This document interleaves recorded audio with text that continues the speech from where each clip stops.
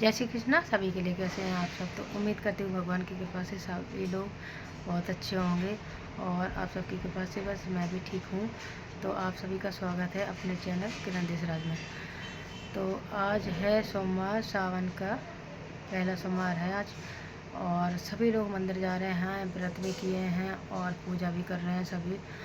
तो मैं आज मैं 7 महीना हो गए, जैसे एक वीडियो में मैंने बताया था कि मैंने पूजा छोड़ दी है। 7 महीना मेरे हस्बैंड को एक्सपायर हो गए हैं, मेरे हस्बैंड ख़त्म हुए थे। तो मैंने सब चीज़ छोड़ दिया है क्योंकि मुझे भगवान पे बहुत भरोसा था पहले, लेकिन अब नहीं है। तो मेरे साथ जो इतना बुरा हुआ, हद से ज़्यादा बुरा, जो कितना भगवान किसी को ना दे ऐसी ज़िंदगी। बहुत, हम क्या बताएं। जैसे अभी मैं ज़्यादा बोलूँगी तो मुझे रोना आएगा, फिर वीडियो नहीं बन पाएगी। तो कहते ना कि जो हर पल नाम लेती थी भगवान का, हर कदम पर चलती थी, अब भी भगवान को सिमरती थी मैं। और खाते टाइम, हर टाइम कि भगवान मेरे पति की रक्षा करना, हमेशा सलामत रखना, मेरे हस्बैंड को ठीक कर दो। मैं एक ही दुआ मांगती थी, मेरे हस्बैंड बोलने लगे, मुझे पहचानने लगे। वो बिस्तर पे पड़े, चलो लेटे रहें, लेकिन मुझे पहचानने लगे, बोलने लगे। और बस मैं ज़िंदगी भर सेवा करती रहूँगी, लेकिन मेरे हस्बैंड मुझे पहचान लें बस। लेकिन भगवान ने मेरी एक नहीं सुनी। इतना सब करने के बाद भी मैं खुद को भूल गई थी अपने हस्बैंड के लिए। मैं मायका छोड़ दिया था मैंने, मैं रिश्तेदारी में कहीं नहीं जाती थी बिल्कुल भी। और बच्चे छोटे छोटे थे, कितना दुख तकलीफ झेली मैं। बच्चों भी बीमार हो जाते थे। मेरा बेटा बहुत बीमार होता था, ज़रा सी उसको हवा लग जाती थी तो बीमार हो जाता था, उसको निमोनिया बन जाता था सीधा। और मेरी बेटी भी छोटी छोटी थी। तो कहते ना, जब छोटे छोटे बच्चे गोद में होते हैं और पति की हालत जो बेड पे अगर गिर जाए, ऐसी हालत जो कोमा में, तो कितना दुख तकलीफ होती है। मेरा सब कुछ हस्बैंड के इलाज में लगा दिया था। उस टाइम तो मैं ये सोच रही थी कि जो मैं कान में जो वाली है ये भी कर दूँ, मैं सब लगा दूँ हस्बैंड को, लेकिन मेरे हस्बैंड मुझे मिल जाए बस। तो डॉक्टर ने उस टाइम तो कह दिया कि हाँ ये खतरे से बाहर हैं, आओ घर पर रखो, सेवा करो, ये ठीक हो जाएंगे। बोला इनका शरीर अच्छा है और ये तो जॉब करता था, अच्छा खासा इंसान है, ठीक हो जाएगा। उन्होंने यही बोला था डॉक्टर ने। और मैं बहुत पूछती थी, जब भी मैं हॉस्पिटल ले जाती थी, डॉक्टर से पूछती थी ये कब ठीक होंगे, तो ये यही बोलते थे कि ऐसे पेशेंट का कोई ये नहीं होता पक्का पता कि ये कब बोलेगा, कब सही होगा, लेकिन बोला सही हो जाएगा, यही बोलते थे वो। तो मैं यही सोचती थी कि बस इनके चेहरा की तरफ देखती थी कि मेरे हस्बैंड ठीक तो होंगे, डॉक्टर ने बोल दिया, लेकिन कब होंगे ये तो नहीं बोला।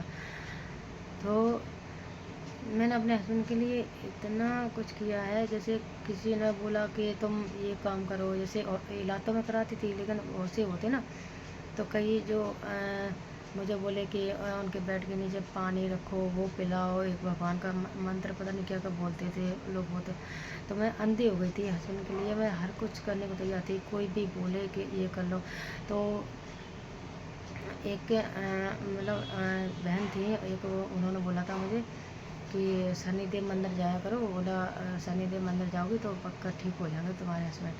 तो मैंने अपनी सास को बताया कि वो ऐसे ऐसे बोली थी, तो मेरी सास भी बोली हाँ चलो। हमने बोला हम तुम्हारे साथ चलेंगे। तो चलो, उसमें क्या है, अच्छी बात बोल रही ना कि पूजा करना तो अच्छा रहता है। तो मैं और मेरी सास हम दोनों जाते थे। तो मैं सुबह 4 बजे नहा के और यहाँ से 4:30 बजे निकल जाती थी, क्योंकि हमारे यहाँ से मंदिर का यहाँ से लग जाता है 1 घंटा रास्ता है, और उधर से आने में भी। तो और वहाँ जाती तो वहाँ भी भीड़ जाती थी मंदिर में। तो मैं सुबह सुबह जल्दी आती थी, जिससे क्योंकि मुझे हस्बैंड का आके काम करना है और बच्चों को भी देखना है। तो मैं अपने बच्चे को छोड़ जाती थी। तब मेरा बच्चा सिर्फ जब हस्बैंड का एक्सीडेंट हुआ तब 1 साल का था। जब मैं मंदिर जाती थी तो वो 2.5 साल का हो गया था। तो मैं उसको छोड़ के जाती थी, और तब मेरा बेटा दूध पीता था मेरा। तो मुझे ये लगता था कि ये जग ना जाए तो ये रोने लगेगा। तो मैं इसको सुला के जाती थी, देख के कि सो रहा है, और दीदी से बोलती थी, दीदी है मेरी, कि बच्चे को देखना। और मैं चली जाती थी। तो मुझे रास्ते में यही लगता था कि कहीं मेरा बेटा ना जाग जाए तो वो रोएगा। तो मैं जल्दी जल्दी जाती थी, मतलब हम हमारे सास दोनों लोग जाते थे और शॉर्टकट रास्ता से जाती थी, इसलिए मैं जल्दी पहुंच जाऊँ और जल्दी से आ जाऊँ। तो मैं पूजा करती थी वहाँ पे, और शनिदेव मंदिर को में मतलब जो तेल चढ़ाते हैं और भी चीज़ें होती हैं और प्रसाद, तो मैं चढ़ा के फिर वहाँ से दौड़ के आती थी, क्योंकि मुझे यही लगता था कि मेरा बच्चा जाग गया होगा, वो रो रहा होगा। तो मैं रास्ते में चलते टाइम भी रोती थी, मुझे अभी भी आता है वो टाइम सोच के, अभी भी रोना आता है। जो इतना करने के बाद भी मेरे हस्बैंड ठीक नहीं हुए, आज कोई समझ नहीं रहा है।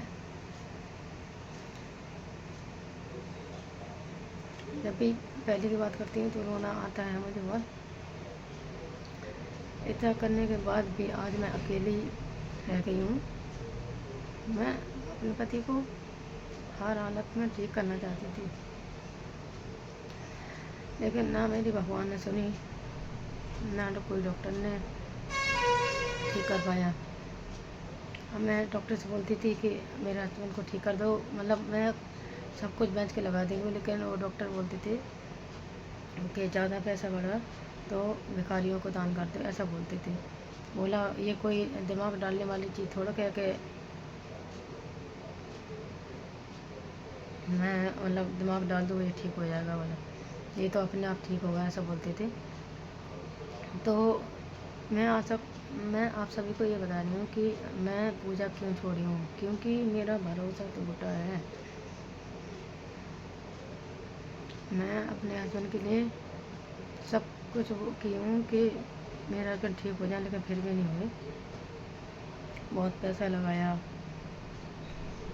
हर मंदिर में चढ़ावा बोला मैंने, सब चढ़ावे मेरे ऐसे रह गए। मैं सोचती थी कि मेरे हस्बैंड ठीक होंगे, जिस दिन बोलेंगे तो मैं कई चीज़ें बोल के वो मैं करूँगी, लेकिन सब अधूरी रह गई। मैं देखती हूँ कि बहुत से लोगों के हस्बैंड मतलब ख़त्म हो रहे हैं, तो वो 3-4 महीने 5 महीने हुए उनको, वो मेकअप करने लगी हैं और घूम रही हैं, मतलब तो हर कोई अलग अलग होता है। लेकिन उनके हस्बैंड एकदम मतलब एक्सीडेंट हुआ, ख़त्म हो गए। तो उन्होंने ये ज़िंदगी नहीं देखी जो मैं झेली हूँ 10 साल तक। मैं अपने हस्बैंड को ले लेके घूमी हूँ। मुझसे कई लोगों ने बोला अरे इसको आईसीयू में भर्ती करो, ये मर जाएगा, लेकिन मेरे हस्बैंड की मशीन नहीं लगी थी। बाद में घर में नॉर्मल थे, वो कोई मशीन नहीं लगी थी, और जो गले में ट्यूब लगा था उसी से सांस लेते थे वो, और अच्छे खासे मतलब थे। और कहते ना भगवान लेकर देता है, जो भी अच्छा होना हो तो कर देता है, नहीं होना तो वही है ना कि मेरी किस्मत ही ख़राब है। तो इतना करने के बाद भी मुझसे छीन लगा मेरे पति को। मेरे बच्चे छोटे छोटे, मैं घर में सबसे छोटी बहू, और मैं ही विधवा हो गई। विधवा शब्द बहुत बुरा लगता है, पर क्या करें, बोलना ही पड़ता है, ये हकीकत बात है। और मेरी बच्ची मना करती, मम्मी अपने आप को विधवा नहीं बोलो करो। बोला जिसके बेटा बेटी हैं तो उसको विधवा थोड़ा बोलते हैं। बोला आपके तो सब है ना, पापा नहीं है तो क्या। लेकिन कोई मेरे बारे में ये नहीं सोचता कि किसी ने कितना दुख झेला है, लेकिन और भी मेरा हक छीनना चाहते हैं लोग। कोई भी ये नहीं सोचता कि ये तो बहुत पहले से दुखी है। जो 24-25 साल की उम्र से हस्बैंड से बिछड़ गई। हस्बैंड सामने था फिर भी एक बात नहीं कर पाई। तब से मैंने कई डायरी लिखी हैं, डायरियों में मैंने लिखा कि मैं अपने हस्बैंड को बताऊंगी। मैं जब एक्सीडेंट हुआ था 2015 में, तब से मैं रात में जब काम नहीं रहता था तो मैं डायरी लिखती थी, क्योंकि बच्चे छोटे छोटे थे, बच्चे सो जाते थे, छोटे थे तो मतलब ऐसे 8-9 बजे सो जाते थे, और हस्बैंड का काम करके फिर मैं डायरी लिखती थी। मैं सोचती थी कि मेरे हस्बैंड एक दिन ठीक होंगे तो मैं उनको ये सब बातें बताऊंगी जो मैं उनसे नहीं बोल पा रही अभी, क्योंकि मुझे पता नहीं था कि ये सारी चीज़ अधूरी रह जाएंगी। तो मेरी कहानी सब अधूरी रह गई, मेरी ज़िंदगी मेरी सब ख़त्म हो गया, मेरा आज कुछ नहीं है। मैं अपने मन की किससे कहूँ, कह ही नहीं पाई मैं, इतना टाइम हो गया। तो पता, आज के ज़माने में कोई किसी की हेल्प नहीं करता, चाहे भाई हो बहन हो, कोई नहीं करता।